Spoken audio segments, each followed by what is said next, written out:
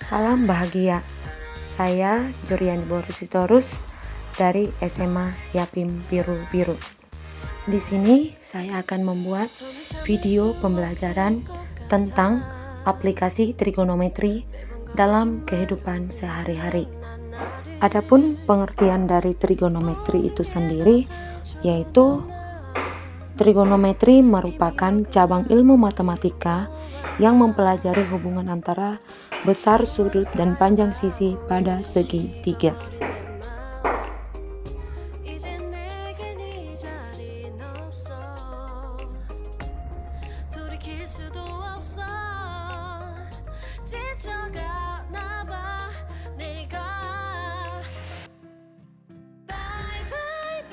Adapun kompetensi dasar, yang pertama itu menjelaskan dan menentukan penyelesaian persamaan trigonometri. Yang kedua, memodelkan dan menyelesaikan masalah yang berkaitan dengan persamaan trigonometri. Dengan tujuan pembelajaran, siswa mampu memahami kembali perbandingan trigonometri. Yang kedua, yaitu siswa juga mampu membandingkan perbandingan trigonometri. Adapun indikator pencapaian itu menyelesaikan perbandingan trigonometri dalam kehidupan sehari-hari.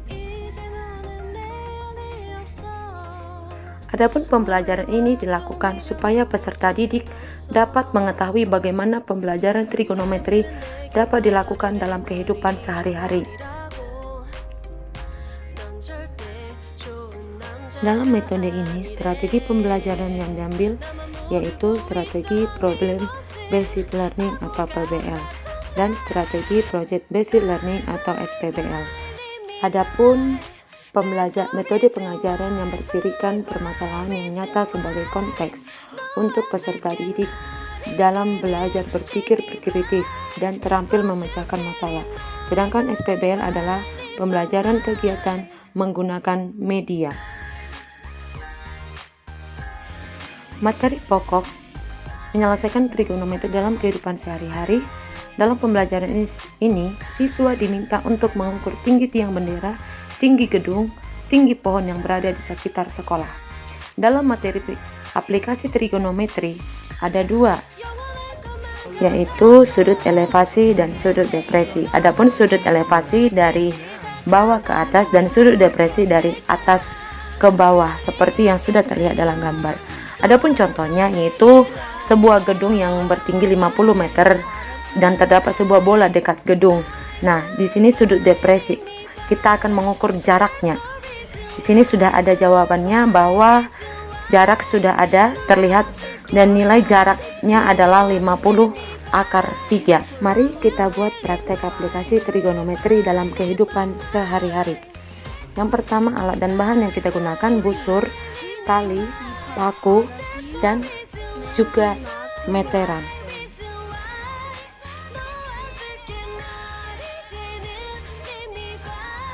Nah, di sini kita menggunakan, sudah terlihat jelas bahwa yang kita gunakan juga terdapat pipa dan juga benang. Mari kita gunakan cara kerjanya. Yang pertama, ikatkan benang pada busur.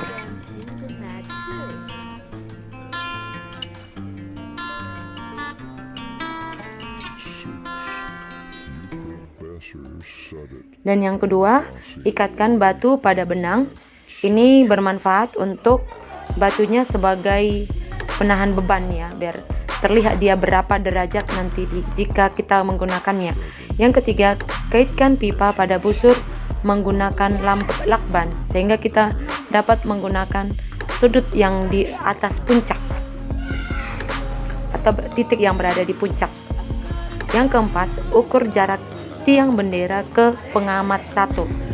Kita ukur berapa yang mau kita ambil, apakah sekitar 5 meter, 2 meter, itu terserah pada kita.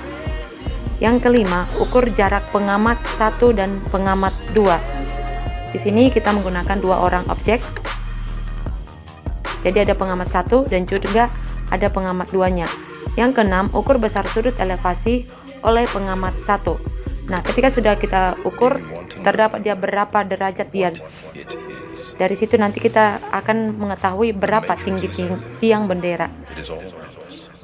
Dan yang ketujuh, ukur besar sudut elevasi oleh pengamat 2. Karena mereka berbeda orang, berbeda juga tingginya. Jadi kita mengambil objek 2. Maka dapat hasilnya. Contoh yang kedua yaitu kelompok yang kedua. Boleh kita lihat mereka sedang mengukur tinggi tiang bendera. Bagaimana mereka mengukur dan bagaimana juga mereka menggunakan sudut elevasi dari bawah ke atas dan juga menggunakan sudut yang dikatakan depresi dari atas ke bawah.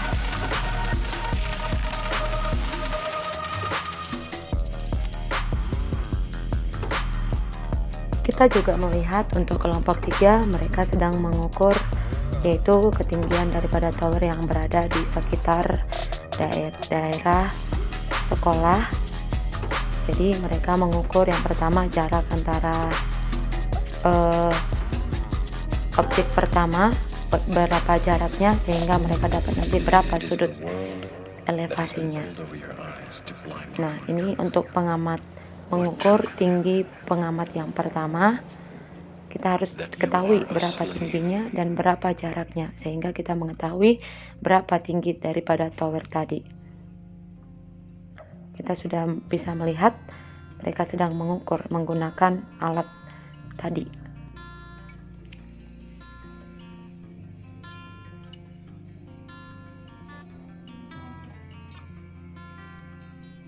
Ini mereka sudah mendapatkannya. Dan untuk pengamat yang kedua mereka ukur berapa tingginya karena pengamat pertama dan pengamat 2 berbeda tinggi mereka, sehingga mereka membuat penelitian apakah pengamat 1 dan pengamat 2 sama apakah memiliki nilai yang sama.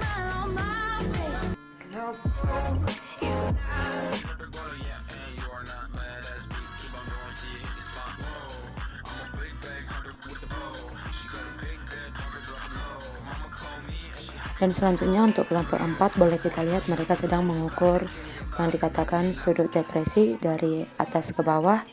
Mereka sedang mengukur berapa jarak antara pohon yang ada di depan dan yang sampai kepada aula yang berada di sekitar yapim biru-biru.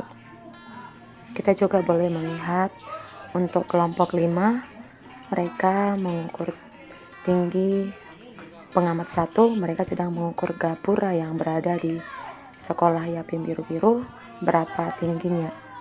Mereka mengukur dengan menggunakan busur dan juga pipa. Boleh kita lihat bagaimana cara mereka dalam membuat pengukuran.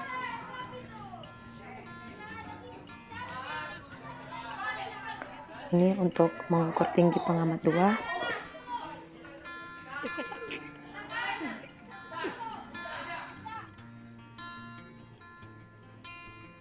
Mereka boleh kita lihat mereka mengukur sudut elevasi dari bawah ke atas.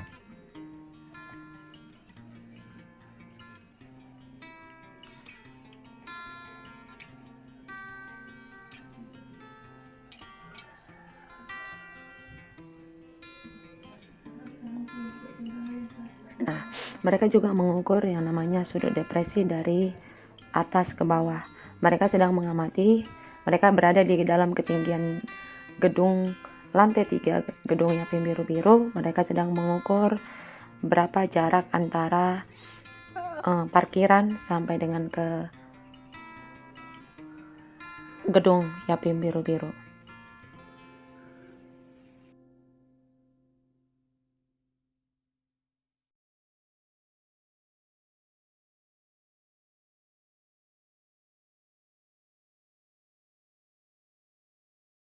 Kita juga boleh melihat kelompok selanjutnya. Mereka sedang mengukur ketinggian tinggi pohon.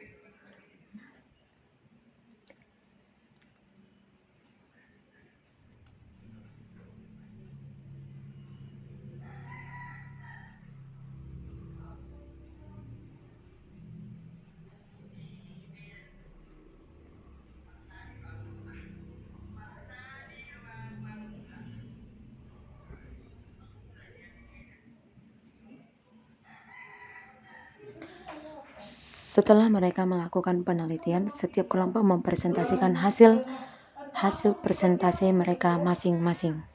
Boleh kita lihat, mereka sedang presentasi.